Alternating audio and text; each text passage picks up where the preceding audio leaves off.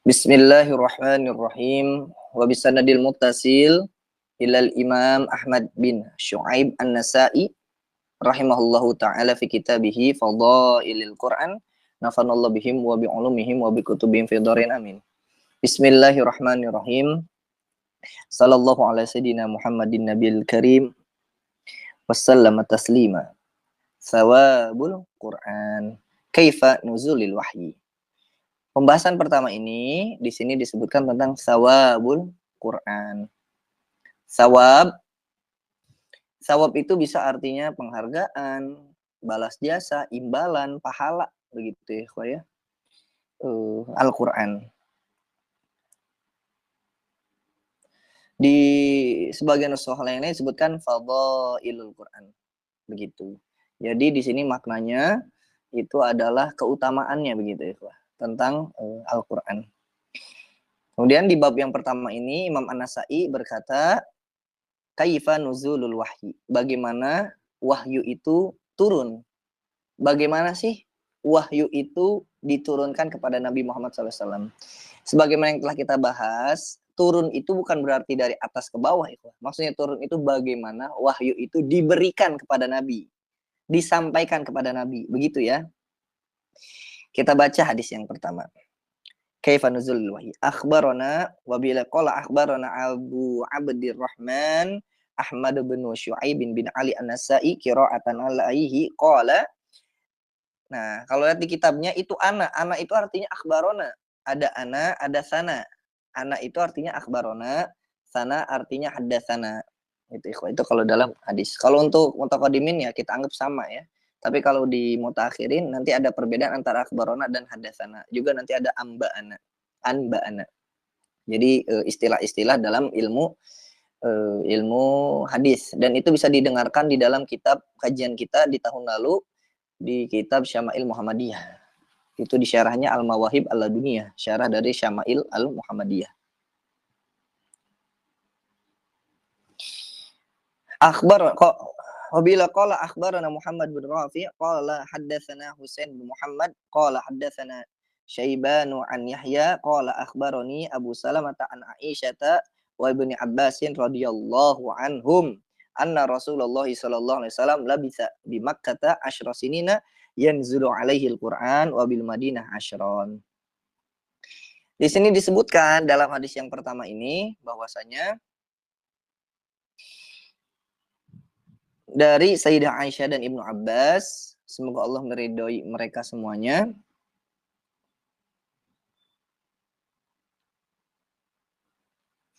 Anna Rasulullah sallallahu alaihi wasallam labitha bi Makkah asyra sinina yanzulu alaihi al-Qur'an wa bil Madinah asyra.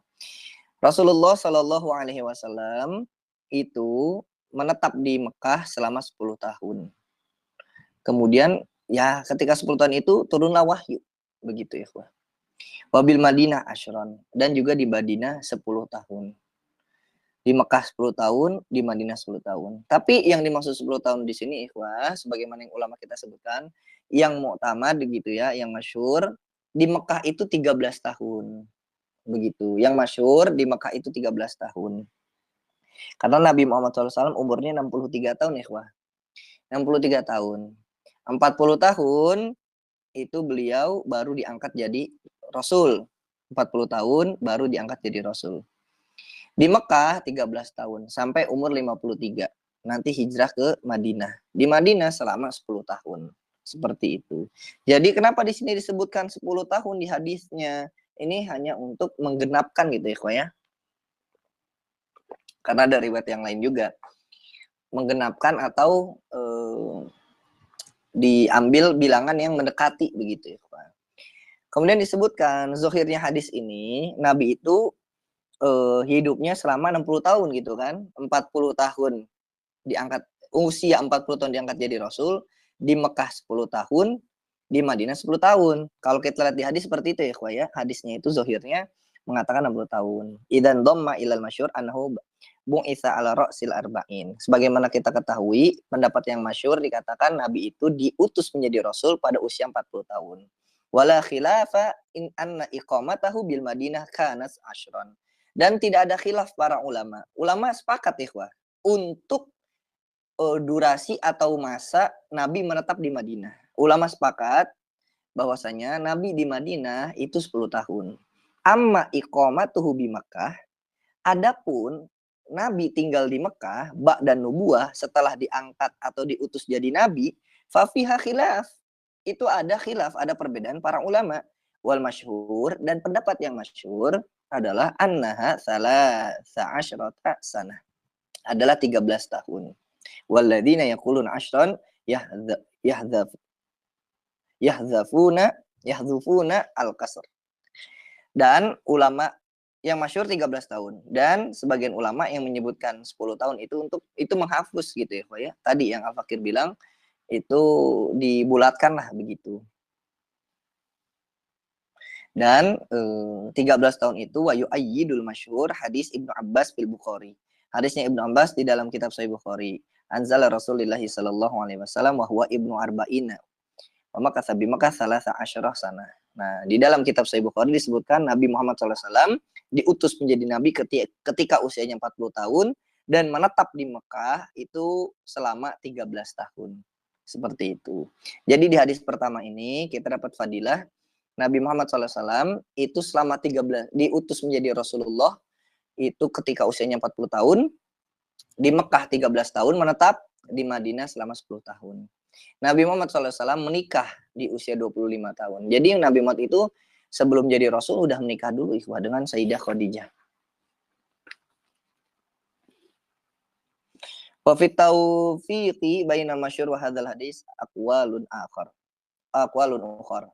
Undur ba'daha fi Fathul Bari. Bisa dilihat nanti khilafnya para ulama ini di dalam kitab Fathul Bari. Begitu ikhwah. Jadi perbedaan pendapatnya. Ada yang bilang 10, 11 kah, 12, ada yang bilang 13. Seperti itu. Itu hadis yang pertama. Kita masuk hadis yang kedua. Wa bihi qala akhbarana Qutaibah bin Sa'idin qala haddatsana Al-Laits an Sa'idin al-Maqburi an abihi an Abi Hurairah radhiyallahu anhu anna Rasulullah sallallahu alaihi wasallam qala ma min nabiyyin minal anbiya'i illa qad u'tiya minal ayati ma mithluhu amana alaihi wa inna ma kana alladhi utitu wahyan awhahu Allahu ilayya fa arju an akuna aktsarahum tabi'an yaumal qiyamah. Di sini disebutkan bahwasanya ma min nabiin, tidak ada dari seorang nabi pun dari para nabi minal anbiya'i illa qad u'tiya minal ayati ma mithluhu amana alaihi, yang telah diberi, maksudnya diwahyukan, minal ayat, dari ayat-ayat gitu ya, ma mithluhu amana alaihi, yang dimana orang-orang itu beriman kepada ayat tersebut. Wa inna makana alladhi utitu wahyan awhahu Allahu ilayya, dan sungguhnya telah diberikan kepadaku wahyu yang Allah telah wahyukan kepadaku.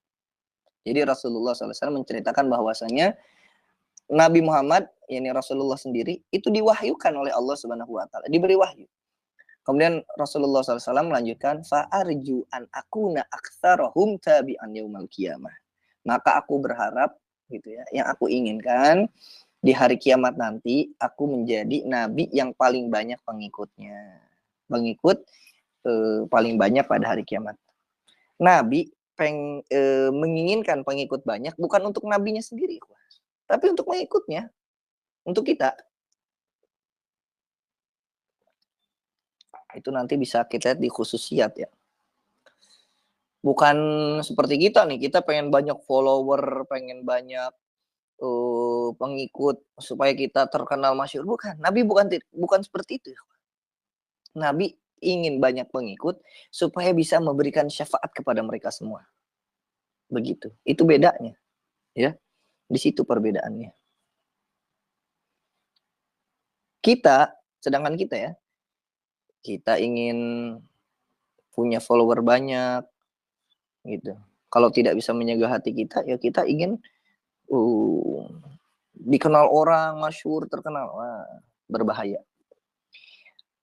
Hadis ini juga disebutkan akhraja Ahmad fi musnadihi. Diriwayatkan juga oleh Imam Ahmad dalam kitab musnadnya, wal Bukhari fi sahihihi wa Muslim fi sahihi. Dan diriwayatkan juga oleh Imam Bukhari dalam kitab sahihnya, Imam Muslim dalam sahihnya, bi isnadil musannif, dengan sanad para pengarangnya gitu ya. Wa kulluhum min hadis Al-Laits bin Sa'ad. Dan semua hadis baik itu Imam Ahmad, Imam Bukhari dan Imam Muslim itu kembali atau merujuk kepada Al-Laits bin Sa'id atau bin Sa'ad ini ya, bin Sa'id Al-Makburi. Seperti itu. Wa fil hadzal hadis bayanu li maziyati Rasulullah sallallahu alaihi wasallam al-ulama. Id akramahullahu ta'ala bil Qur'anil hadi lil bashariyah. Ila qiyamatis sa'ah ghairu mahdudin bima kan au makufun bi zaman. Khilafal anbiya sabaqu alaihi wa alaihim afdhalus salatu wassalam. Di sini hadis disebutkan bahwasanya salah satu faidahnya adalah hadis ini itu keutamaan besar dari Rasulullah SAW. Karena apa? Karena Allah telah memberikan atau memuliakan kepada beliau itu dengan Al-Quran. Dan Al-Quran ini, kalau para nabi yang lain diberikan wahyu, wahyunya angus, gitu ya. Wahyunya itu dalam artian hangus itu sudah dinasakh gitu, sudah digantikan gitu. Jadi wahyu yang tersisa sekarang gitu ya, yang terjaga bahasa kita, wahyu yang terjaga sekarang adalah hanya Al-Quran. Dan para nabi yang lain memiliki banyak sekali mukjizat. Tapi ketika nabi itu wafat, misal Nabi Musa, Nabi Ibrahim, nabi-nabi yang lain alaihi wassalatu wassalam, mereka punya mukjizat masing-masing. Tapi ketika mereka wafat, maka mukjizatnya selesai. Sedangkan nabi kita, Nabi Muhammad SAW, meskipun beliau telah wafat, tapi mukjizatnya masih bisa kita rasakan. Begitu. Maka mukjizat terbesar dari Rasulullah SAW adalah Al-Quran. Seperti itu. Itu hadis kedua. Hadis ketiga. Wa bila qala akhbarana Hannad bin As-Sari an Ubaidah an Musa bin Abi Aisyah an Sa'id bin Jubairin an ibn Abbas radhiyallahu anhuma qala kana Rasulullah sallallahu alaihi wasallam idza nazala 'alil wahyu yu'aliju min dzalika syiddah. Disebutkan bahwasanya Rasulullah sallallahu alaihi wasallam ketika turunnya wahyu kepada beliau yu'aliju min dzalika syiddah. Itu beliau itu sangat berusaha kuat, berusaha kuat dalam menerima wahyu tersebut. Di sebagian syarah disebutkan beliau sangat berusaha untuk menghafalnya gitu. Itu bisa dilihat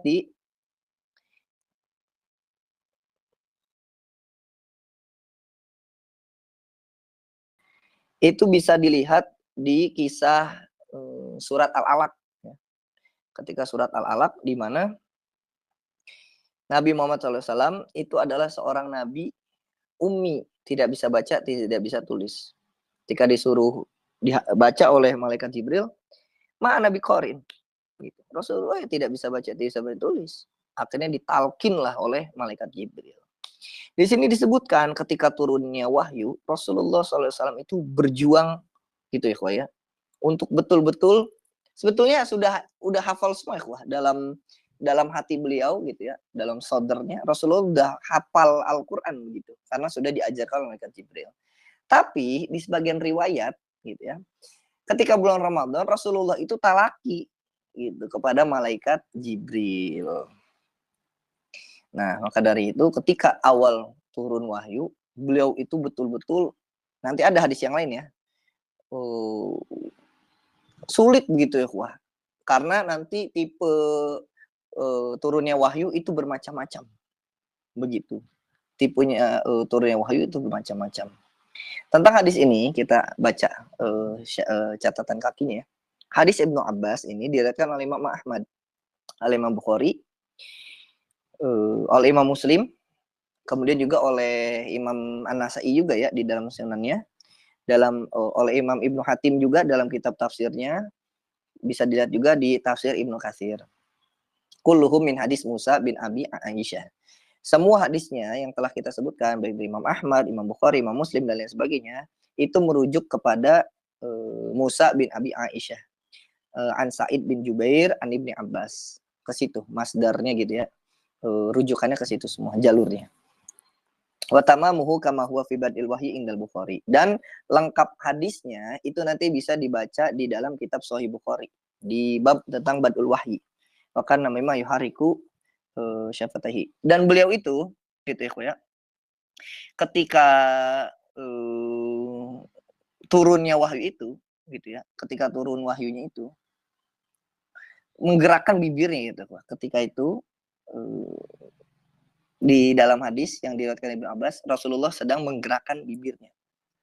Jadi seakan-akan ketika turunnya wahyu, bahasa kitanya, Rasulullah itu sedang mentranslate gitu ya. Karena nanti turunnya wahyu ada yang seperti bunyi lonceng ya. Sekarang pertanyaannya, bagaimana bunyi lonceng gitu ya, tapi Rasulullah SAW itu bisa tahu ayatnya tuh ini. Nah, di sini tuh Rasulullah benar-benar berusaha sampai kelihatan kedua bibir beliau itu bergerak gitu, sedang melafalkan lah begitu. Nah, dan biasanya nanti dipanggil lah namanya Zaid bin Thabit.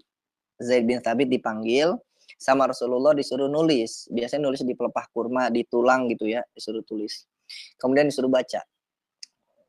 Zaid dengerin Rasulullah, nanti setelah wahyu selesai turun disampaikan kepada Zaid, nanti Zaid tulis. Setelah Zaid tulis, kata Nabi, Iqra. Zaid baca. Kalau sudah sesuai, Nabi suruh sampaikan kepada para sahabat ya, kepada masyarakat. Tapi kalau ada yang salah, nanti dibenarkan dulu oleh Nabi. Begitu. Ini dalil talaki, ikhwah. Dalil betul-betul kalau belajar kita harus berusaha. Nabi saja, gitu ya, yang seorang nabi itu ada yang namanya perantaranya, ikhwah. Dalam artian memang Rasulullah SAW itu langsung diajarkan oleh Allah Subhanahu Wa Taala. Tapi di situ ada malaikat Jibril sebagai penyampai wahyunya, begitu. Kemudian disebutkan faqala Ibnu Abbas wa ana uharrikuhuma lakum. Maka beliau mengatakan aku menggerakkan gitu ya kedua bibir untuk kalian. Kama kana Rasulullah SAW yuharrikuhuma. Sebagaimana Nabi Muhammad SAW juga menggerakkan kedua bibirnya. Qala Sa'id bin Jubair, Zaid bin Jubair mengatakan ana uharrikuhuma kama ra'aitu Ibnu Abbas yuharrikuhuma. Faharraka syafatih. Sama ya, ini bisa jadi hadis musalsal mungkin ya. Menggerakkan kedua, Ibnu Abbas juga menggerakkan kedua bibirnya sebagaimana beliau melihat Rasulullah demikian. Kemudian Sa'id bin Jubair juga berkata, aku menggerakkan kedua bibir sebagaimana aku melihat Ibnu Abbas juga demikian. Seperti itu. Fa'anzalallahu ta'ala. Kemudian Allah Subhanahu wa taala di situ disebutkan menurunkan wahyunya dalam suratnya surat Al-Qiyamah ya. A'udzubillahi minasyaitonirrajim. La tuharrik bihi lisanaka lita'jala bihi. La tuharrik bihi, janganlah engkau gerakan lidahmu. Bihi, lisanak ini janganlah engkau gerakan bihi, ini bihi ini Al-Quran gitu ya. Dengan Al-Quran lisanak, lidahmu, lita'jala bihi. Karena hendak cepat-cepat gitu. Jadi disuruh pelan-pelan. Yang namanya belajar itu pelan-pelan ikhwah. Faidah hadisnya banyak sekali ikhwah. La tuharrik bihi lisanaka lita'jala bihi. Pelan-pelan aja. Gitu. Pelan-pelan aja. Kemudian di lanjutan ayatnya, inna alaina jam'ahu wa qur'anah. Sesungguhnya atas tanggungan kami lah mengumpulkannya. Ini mengumpulkan di dada ya, fi sadr. Dan membuatmu pandai membacanya, wa qur'anah. Wa qur'anah makanya qira'atu bilisan kama tasyi'ta. Jadi Allah itu, ya memang Rasulullah SAW itu berusaha gitu ya, ketika wahyu turun Rasulullah benar-benar berusaha. Nanti di hadis selanjutnya dibahas. Saking berusahanya kelihatan seperti apa ya. Saking berusahanya turun. La tuharrik bihi lisanaka lita'jala bihi. Pelan-pelan aja gitu ya, disebutkan dalam ayat itu pelan-pelan aja, santai. Gerakan lidahmu pelan-pelan aja. Karena apa? Allah sudah memberikan seluruh Al-Quran itu sebetulnya ada di dadanya Rasulullah. Begitu. Tinggal disampaikan. Tapi karena wahyu ini berat, amanat yang berat, maka Rasulullah pun betul-betul berjuang. Begitu. Kemudian qala jam'uhu laka fi sadrika wa taqra'u. Kemudian juga dibacakan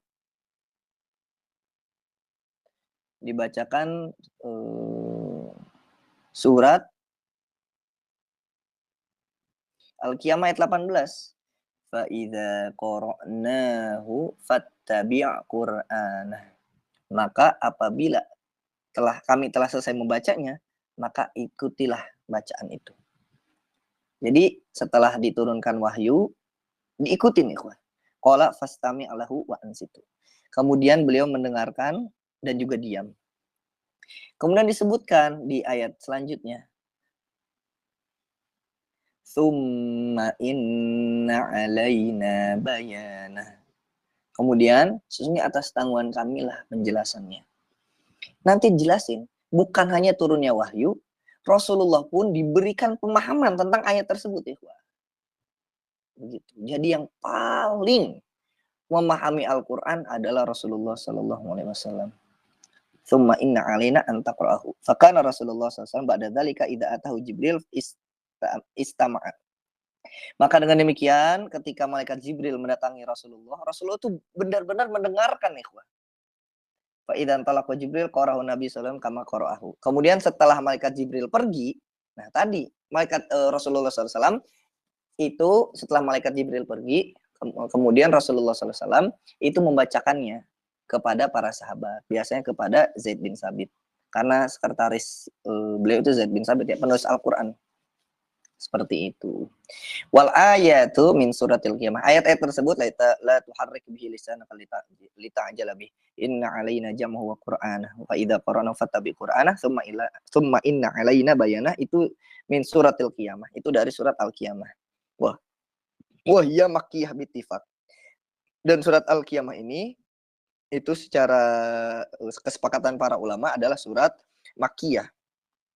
Wa Ibnu Abbas wulida fi Syi'bi Abi Thalib fi sanah sabi'ah min al-ba'tsah an-nabawiyah. Dan Ibnu Abbas itu lahirnya itu di Syi'ibnya Abi Thalib, di tempat Syi'ibnya Abi Thalib fi sanah sabi'ah pada tahun ke-7 minal ba'tsatin nabawiyah, pada tahun ke-7 dari kenabian ya, tahun ke-7 dari masa kenabian. Fa kaifa tusanna lahu ma'rifatu dzalik. Terus bagaimana mungkin Ibnu Abbas mengetahui hal tersebut? Wal jawabannya adalah imma an yakuna Nabi sallallahu alaihi wasallam akhbarhu ba'da dzalik. Bisa jadi Rasulullah SAW memberitahunya setelah peristiwa itu. Jadi setelah peristiwa tersebut, Rasulullah baru mengabarkan kepada Ibnu Abbas. Ibnu Abbas nama aslinya Abdullah bin Abbas. Abdullah bin Abbas ini adalah anak pamannya Nabi. Nabi punya paman namanya Al-Abbas. Nah, Abbas punya anak namanya Abdullah bin Abbas, disebutnya Ibnu Abbas. Akbar balik la ya ba'duhu. Ballahu syahid akhraja Abu Daud at-Tayalisi. Jadi begitu. Dan itu tidak jauh, maksudnya tidak mustahil begitu. Bahkan ada riwayat gitu ya yang diriwayatkan oleh Imam Abu Daud at-Tayalisi. Au akhbaru ba'da sahabat alladzi syahidu hadzal halah minan Nabi sallallahu alaihi wasallam. Atau bisa jadi beberapa sahabat yang menyaksikan hal kejadian tersebut itu memberi kabar kepada Ibnu Abbas. Seperti itu ikhwah. Karena riwayat ini diriwayatkan oleh Ibnu Abbas. Itu hadis yang ketiga. Jadi salah satu faidahnya adalah ketika kita belajar, jangan cepet-cepet pengen bisa ikhwah. Meskipun memang salah satu tujuan kita mengefisienkan waktu, kita menghemat waktu itu adalah supaya kita cepat bisa kan. Tapi jangan pengen cepet-cepet selesai gitu. Kok ngaji pengen cepet selesai?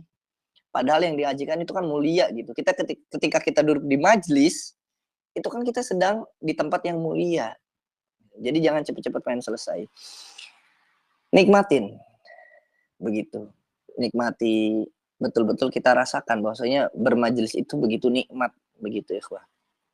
Jadi ketika kita belajar, jangan pengen cepet-cepet bisa, gitu. Pengen cepet-cepet selesai, tapi kita harus menikmati pelan-pelan. Khususnya belajar Al-Quran. Itu kan banyak sekali ya, tajwidnya lah, qiraatnya, dan lain sebagainya. Masuk hadis yang keempat.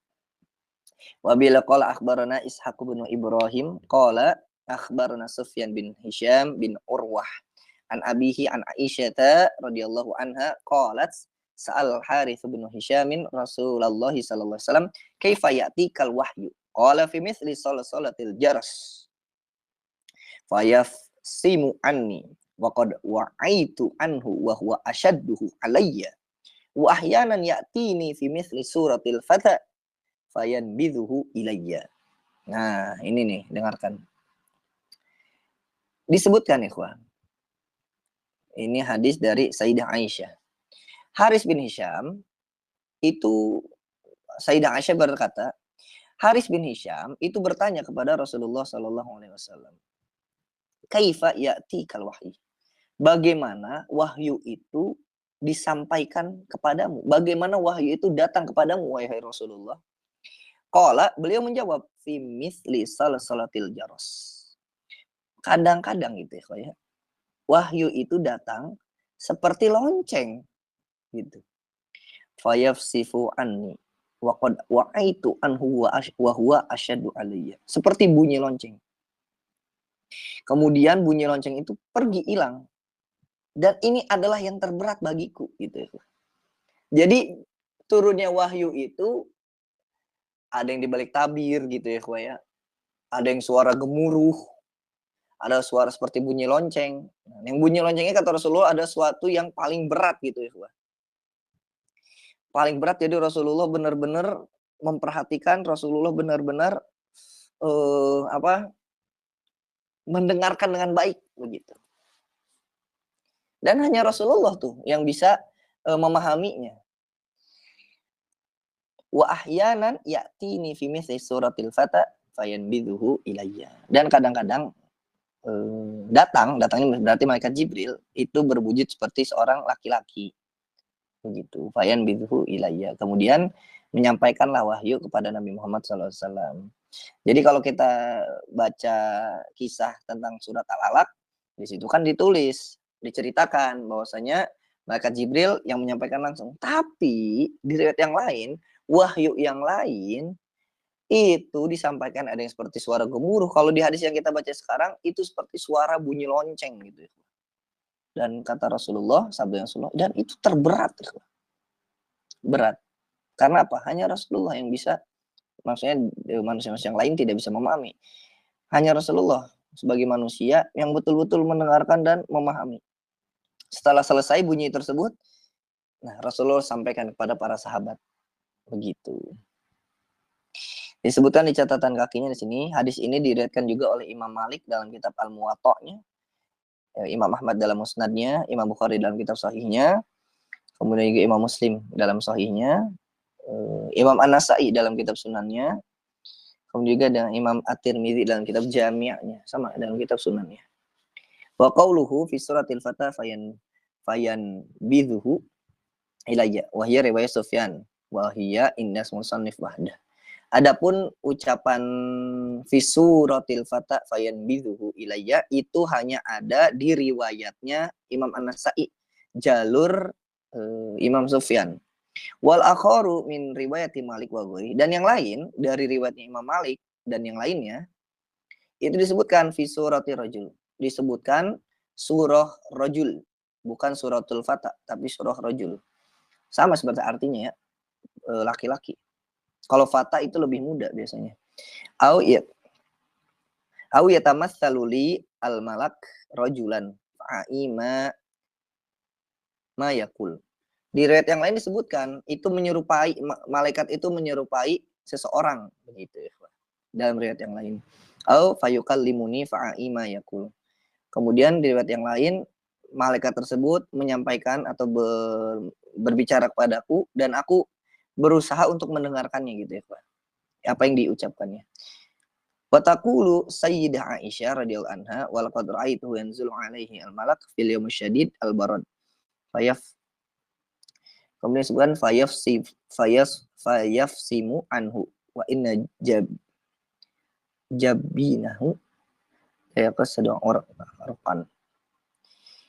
Sayyidah Aisyah itu pernah menjelaskan ketika turunnya wahyu gitu ya, malaikat itu pas banget di mana hari yang sangat dingin gitu ya, di hari yang sangat dingin. Ini dikisahkan oleh Sayyidah Aisyah. Setelah itu apa? Setelah di hari yang sangat dingin ini, sampai-sampai jidatnya Nabi ya, jidatnya Nabi itu, dahinya Nabi, jabin, inna jabinahu, itu sampai keringetan nih, ketika turunnya wahyu itu. Gitu. Nanti di riwayat yang lain, watarab bada lahu wajh, watarab bada lahu wajhuhu, gitu ya. Itu sampai pucat ya, ketika turun wahyu, Nabi Muhammad SAW itu sampai pucat. Seperti itu. Sampai pucat. Berarti saking beratnya. Wa fi hadzal hadis halatani min halatil wahyi walahu halat ukhra waradana li ahammihima fi kitabina madkhal ilmu Qur'an wa tafsir. Wa inna kana Jibril ya'ti Nabi sallallahu alaihi wasallam fi surati fata aw rajul ya'ti fi surati dahiyah min bibni Khalifah al-Qalbi alladhi kana yadribu bi misl fil hasan wal jamal. Manzur tarjamah fi tahdhib al-asma wal lughat. Kemudian disebutkan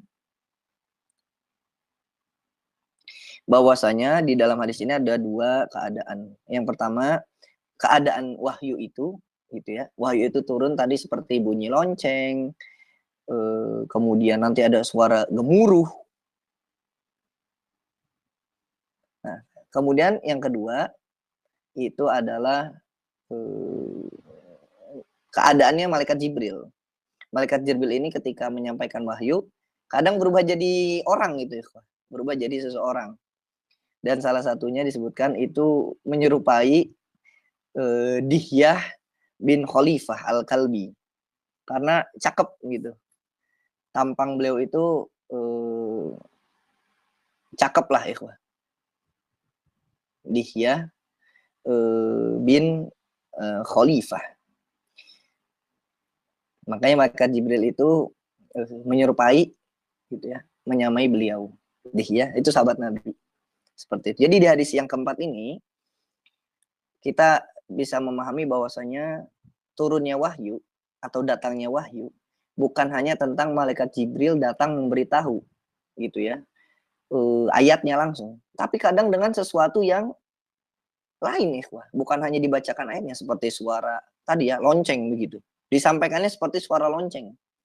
Atau malaikat Jibril gitu ya, ahyanan ya'tini fi mithli suratil fata. Itu berubah wujud malaikat Jibril menyerupai manusia, itu menyerupai seseorang. Nah, jadi ada dua keadaan tuh, keadaan turunnya wahyu dan keadaannya malaikat Jibril. Seperti itu. Tapi ikhwah, sepertinya nanti kita lanjutkan di pertemuan selanjutnya ya. Untuk bab yang pertama ini masih ada 4 hadis lagi, gitu ya.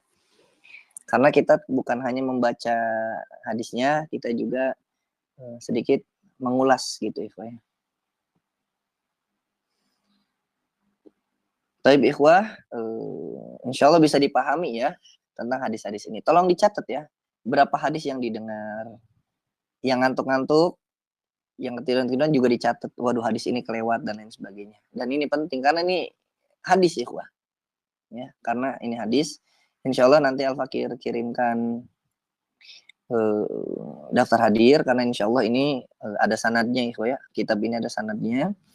Dicatat bagi ikhwah tadi yang hadir dari awal, hadis musalsal bil awaliyah juga ditulis ya di catatan. Dan tolong karena ini riwayah, nanti tulis namanya yang benar ikhwah ya. Tulis namanya yang betul, nama asli dan nama bapak. Kalau Al-Fakir biasanya 3. Nama sendiri, nama bapak, nama kakek. Begitu, 3 itu tuh. Ditulis, tek tek tek. Minimal nama bapak. Kalau punya nama bahasa Arab nanti boleh tulis nama bahasa Arab. Kalau belum ada tulis aja belum ada. Nanti Al-Fakir yang buatkan ya namanya. Pakai yang bahasa Arab. Seperti itu. Tapi kita lihat pertanyaan-pertanyaan di sini ya. Pertanyaan bisa ada di Google Form atau di kolom pertanyaan atau boleh japri Al-Fakir ikhwah.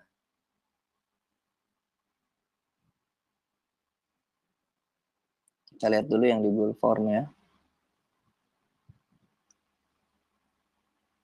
Duh. Di sini ada pertanyaan. Siapa namanya orang tua Nabi Adam? Nabi Adam tak punya orang tua, ikhwah. Dan katanya Nabi Adam itu turun dari langit. Nah, dia naik apa? Kalau langsung turun tidak naik apa? Apa nggak sakit pas jatuh? Nah, inilah ikhwah. Kalau kita menggunakan logika tanpa menggunakan keimanan ya. Begitu. Sama yang seperti Al-Fakir sebutkan. wahyu turun. Di situ ya. Al-Quran adalah wahyu Allah yang turun. Bagaimana turunnya wahyu? Turun itu bukan berarti turun dari atas ke bawah. Gitu. Satu, kita jawab dulu. Satu, siapa nama orang tua Nabi Adam? Nabi Adam tidak punya orang tua. Nabi Adam itu adalah manusia pertama yang Allah ciptakan langsung dari tanah. Begitu. Jadi Nabi Adam tanpa ibu, tanpa ayah. Ada beberapa makhluk yang tanpa ibu, tanpa ayah. Satu, Nabi Adam, lahir langsung. Yang kedua, untanya Nabi Solih. Yang ketiga, dombanya Nabi Ibrahim atau Nabi Ismail. Nah, itu diantara makhluk yang tidak ada ayah ibu dan lain sebagainya. Itu yang Al-Fakir ketahui, wallahu alam. Tentunya dengan makhluk-makhluk lainnya ya, seperti para malaikat. Kemudian ada makhluk, khususnya manusia, yang tanpa ayah. Dalam artian lahir sendiri. Siapa itu? Nabi Isa alaihi salatu wassalam. Bayangkan, Sayyidah Maryam itu tak pernah disentuh oleh laki-laki. Gitu ya. Betul-betul menjaga dirinya. Tiba-tiba hamil. Wah, gimana kalau di zaman sekarang lebih dahsyat lagi ya dituduhnya gitu. Tapi Sayyidah Maryam bersabar akan hal tersebut. Nah, begitu ya. Jadi Nabi Adam tidak ada orang tuanya.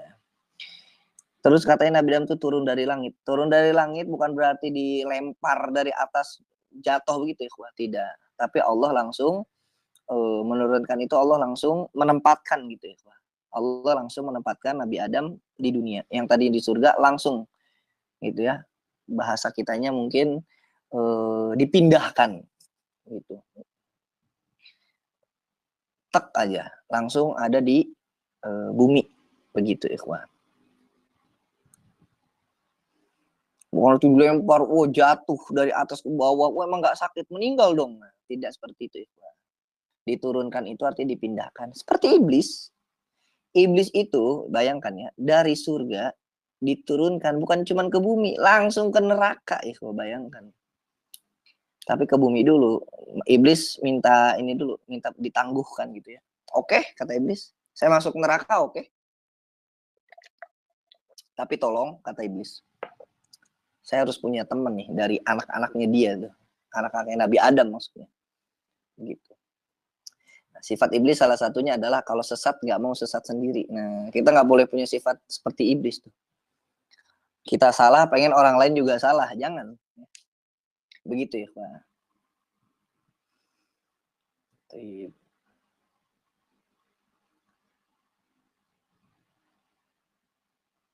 Kalau kita keturunannya Nabi Adam, itu ada sebab. Ada sebab maksudnya apa? Ada orang tuanya ya, Pak. Itu sama pertanyaan. Lah, katanya kita manusia tercipta dari tanah. Kok kita tercipta dari kedua orang tua? Ya tarik ke atas terus. Orang tua sampai ke buyut kita. Kakek kita, yaitu Nabi Adam alaihi salatu wassalam. Itu tercipta dari tanah. Begitu. Di sini ada yang mengirimkan, waduh, salah pencet nih.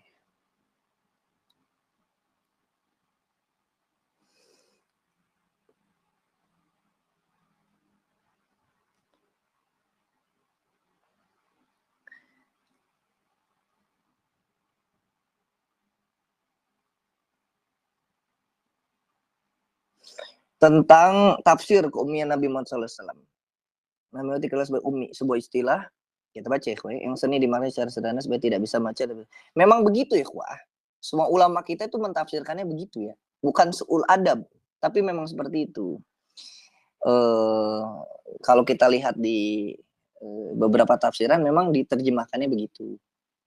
Nah, ini untuk jaga adab gitu ya. Karena di beberapa ulama kita memang menjaga adab dan itu bagus. Namun dalam makna umi penting untuk menjaga adab dan ketepatan agar tidak disalahartikan. Lantas maknanya apa yang lebih tepat? Sejatinya adalah nabi yang tidak butuh membaca dan menulis, tetapi butuh dibaca ditulis. Merupakan pemahaman yang lebih tepat dan berpenghormatan. Memang secara ada begitu, tapi secara secara memahami ke orang awam itu berat tuh bacaan begitu. Nabi yang tidak butuh membaca dan menulis. Nabi tidak butuh membaca dan Nabi tidak butuh menulis. Coba orang awam keblinger nggak begitu? Keblinger ikhwah. gitu. Untuk adab bagus, tapi untuk memberi pemahaman ke orang awam cukup berat ini itu ikhwah. Nabi Muhammad SAW tidak bergantung pada proses membaca dan menulis. Betul. Karena apa? Nabi Muhammad SAW tadi sudah disebutkan ketika dibacakan la tuharrik bihi lisanaka lita'jala bih, itu kan sudah di inna alaina jam'ahu wa qur'ana. Ya qala jam'ahu laka fi sadrika. Enggak perlu dibaca, Nabi udah tahu semua ya, ikhwah, dalam hati beliau gitu. Tapi tetap ikhwah, tapi tetap Nabi berusaha dalam berprosesnya, begitu. Ini kan tidak langsung tiba-tiba Nabi diem, bisa langsung semua. Buat apa ada asbabul nuzul gitu kan? Kalau Nabi langsung bisa semua. Nah, itu ada hikmahnya. Itu pernah Guru Al-Fakih sampaikan, Prof. Aceng. Begitu. Karena ilmu beliau bersumber langsung dari Allah, betul, melalui wahyu. Hal ini berarti bahwa ajaran yang beliau bawa adalah murni dari Allah, tanpa campur tangan manusia, betul. Namun meskipun beliau tidak membutuhkan baca dan menulis, umat manusia justru membutuhkan untuk terus membaca dan menuliskan ajaran beliau ke depan Allah. Untuk ininya sama ya, ya. Ini berarti babnya bab adab. Tapi kalau untuk memahami orang awam, ini cukup berat, ikhwah. Coba aja antum infokan ke orang awam ya. Gitu. Kalau kita mungkin bisa memahami, ikhwah. Nabi yang tidak butuh membaca. Kenapa? Ya karena Nabi udah paham semua. Ya kan? Gitu.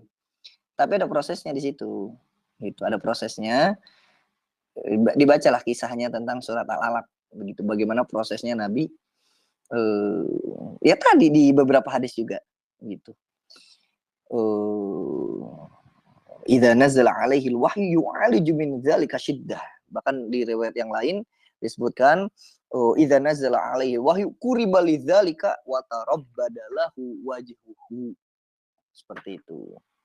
Nah, jadi ada bab adab, ada bab yang memang harus kita sampaikan dulu, ikhwan. Dan yang kita kaji sekarang adalah bab yang harus kita sampaikan terlebih dahulu.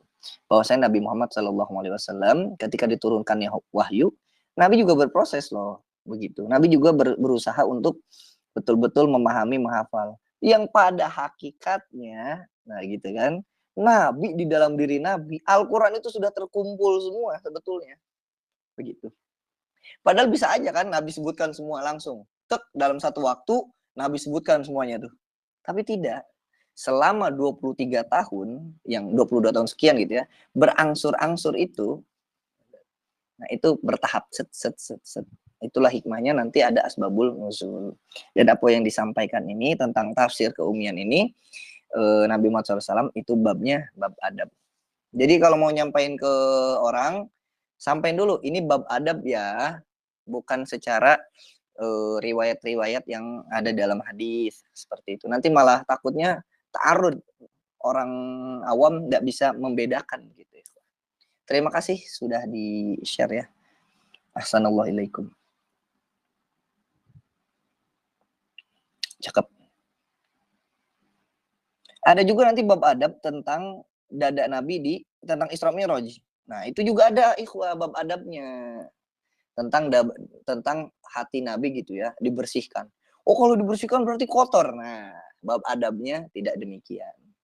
Maksudnya dibersihkan itu ya hanya dicuci aja gitu. Nah, itu namanya nanti bab adab namanya, ikhwah.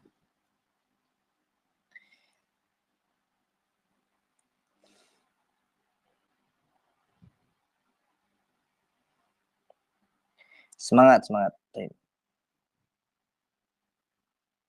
Pokoknya ikhwah, di sini sebutkan ada ikhwah kita, saya orang hijrah, Masya Allah, orang hijrah. Ini makin banyak ya istilah hijrah ini. Semoga tetap istiqomah ikhwah. Al-Fakir pribadi, ya andai dosa itu ada baunya gitu ya, dan andai dosa itu ada warnanya langsung, mungkin Al-Fakir ini udah bau sekali gitu ya. Mungkin Al-Fakir sudah hitam kelam dan tidak ada yang mau duduk.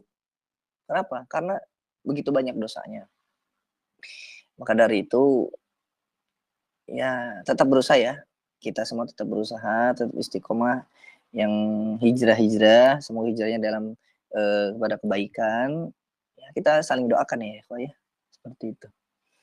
Kita saling mendoakan Semoga ya, kita semua diberi perlindungan oleh Allah Subhanahu wa taala di dunia maupun di akhirat.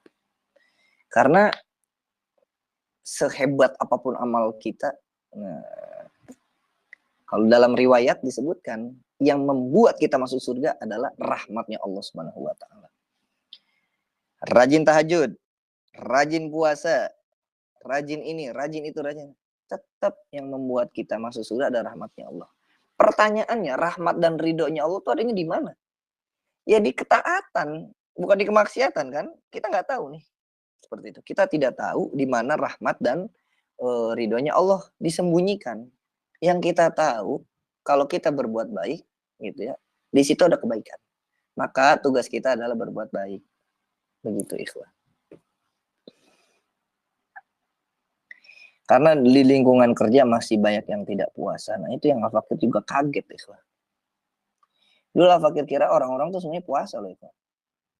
Dulu Al-Fakir waktu kecil kira semua orang tuh sholat ikhwan. Tapi semakin dewasa, kok orang-orang tidak semuanya melakukannya begitu. Akhirnya apa? Itu kan membuat lingkungan yang kurang sehat ya. Menormalisasi sesuatu yang tidak baik. Ikhwah, seburuk apapun kita, sebanyak apapun dosa kita, sholat jangan pernah ditinggal ikhwah. Kalau makanya kita tuh nggak boleh putus asa. Karena apa? Orang yang putus asa,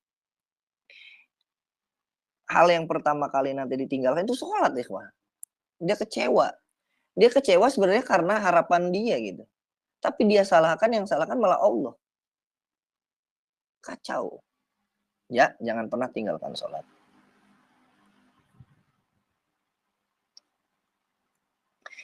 Segala sesuatu itu sudah tertulis di lauhul. Ini pertanyaan ya. Segala sesuatu itu kan sudah tertulis di lauhul mahfuz. Yang saya takutkan takdir saya tertulis di neraka. Tahu dari mana? Tidak tahu kan? Siapa yang tahu takdirnya tertulis di surga atau di neraka? Tidak ada yang tahu. Jadi tugas kita bukan memikirkan itu.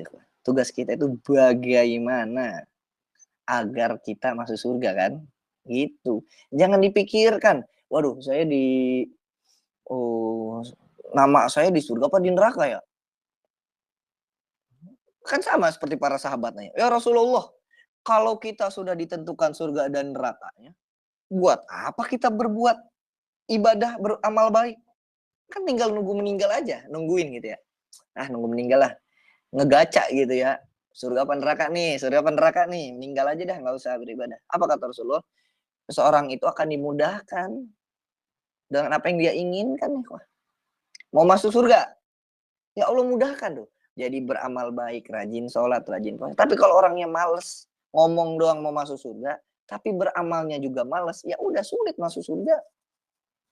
Coba sekarang pertanyaannya ya, apa susahnya sholat ikhwah? Kesiangan, ada yang sholat kodo. Kelupaan, kodo. Puasa sakit, kodo. Lagi perjalanan, bisa dikosor. Waktunya nggak cukup, bisa dijamak. Tuh, dalam fikih. Sakit nggak bisa puasa, nanti diganti di waktu yang lain. Zakat tidak punya uang, tidak wajib. Haji tidak punya uang, tidak wajib. Apa yang berat sebetulnya, ikhwah? Ya kan? Nah, itu dia. Setan itu semakin lama semakin pintar. Maka yang dilakukan setan adalah putus asa. Gitu. Wah, nanti bisa dibaca kisah Barsiso tuh. Bagaimana Barsiso itu dibuat seputus asa gitu. Yang tadinya ahli ibadah, jadi benar-benar putus asa, ikhwah.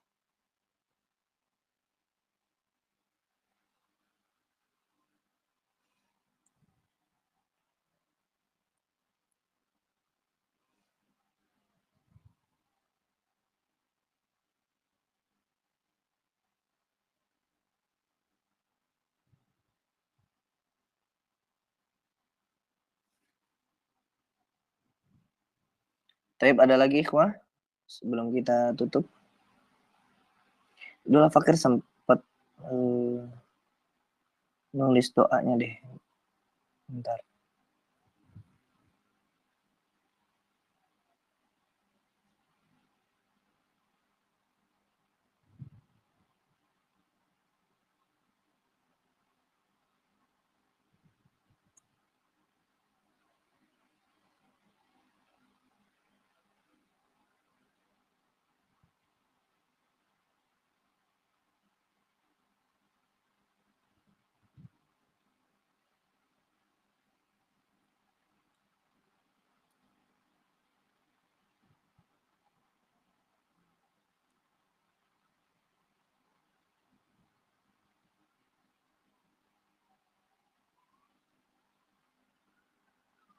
Nah, ini dia. Oh, bukan ini, ikhwan. Mana ya?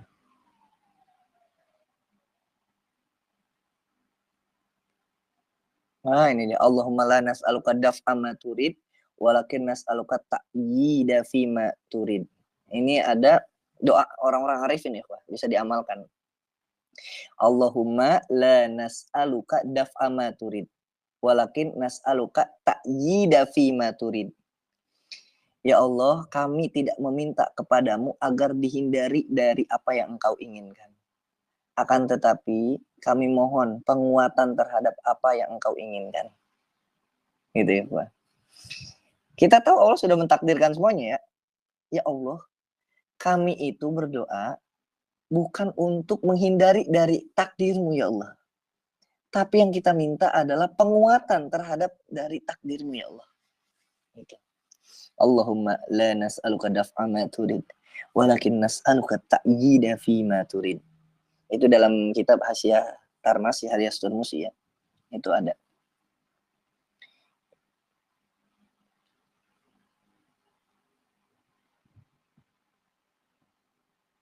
Jadi kita tidak bisa ya memandang saya masuk surga apa masuk neraka ya. Nggak bisa ya, Pak. Innamal a'malu bil khawatim. Taunya nanti kalau udah di akhir.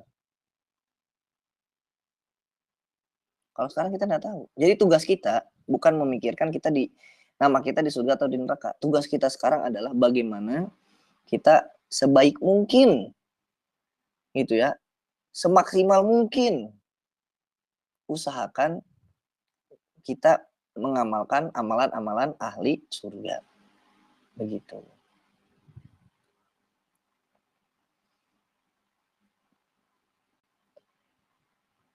Terus kalau saya sudah mengamalkan amalan ahli surga, rajin sholat, rajin puasa, ini itu, apakah saya masuk surga?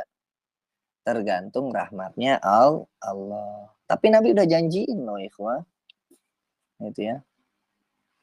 Di dalam beberapa hadis contohnya tentang istri, sholat 5 waktu, puasa Ramadan, berbakti pada suami, masuk surga di pintu mana aja tuh. Disebutkannya cuma 3 kan. Dalam hadis yang lain, ini tuh masuk surga. Ini tuh masuk surga.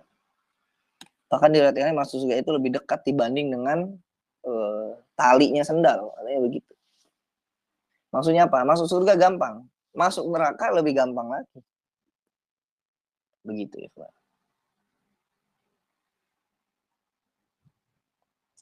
Tapi ikhwah, insya Allah kita lanjutkan kajian kita di pertemuan selanjutnya. Ya, semoga bermanfaat. Semoga istiqomah ya ikhwah ya. Kajian hadis memang ya, mohon maaf ya syarahnya sedikit panjang karena memang harus kita memahami hadis itu tidak semudah dikira ya, baca terjemahan selesai. Kita harus membaca juga syarah-syarahnya, catatan-catatan dari para ulama. Semoga kita senantiasa diberkahi Allah Subhanahu wa taala. Semoga dengan berkumpulnya kita di majelis ini, Allah kumpulkan juga kita di surganya Allah nanti. Amin ya rabbal alamin. Jika suatu saat nanti ada ikhwah yang masuk surga, tolong ingat ya ikhwah ya, nih nama-nama yang hadir. Teman-teman kita. Ya Allah, semoga waktu itu masuk surga nih ya Allah. Waktu itu saya pernah bermajlis ya. Tolong teman-teman saya juga masukkan dalam surga ya Allah. Semoga kita ingat ya. Semoga kita ingat dalam surga kebaikan-kebaikan yang kita lakukan, majlis kita dan lain sebagainya. Semoga itu juga jadi syafaat ya untuk sahabat-sahabat kita, teman-teman kita. Taib hadza akhiruhu wa sallallahu ala sayyidina Muhammadin wa ala alihi washabihi ajmain. Akhirul kalam wallahu muwaffiq ila aqwamit thoriq wa ila liqa'il mutajaddid. Wassalamualaikum warahmatullahi taala wabarakatuh.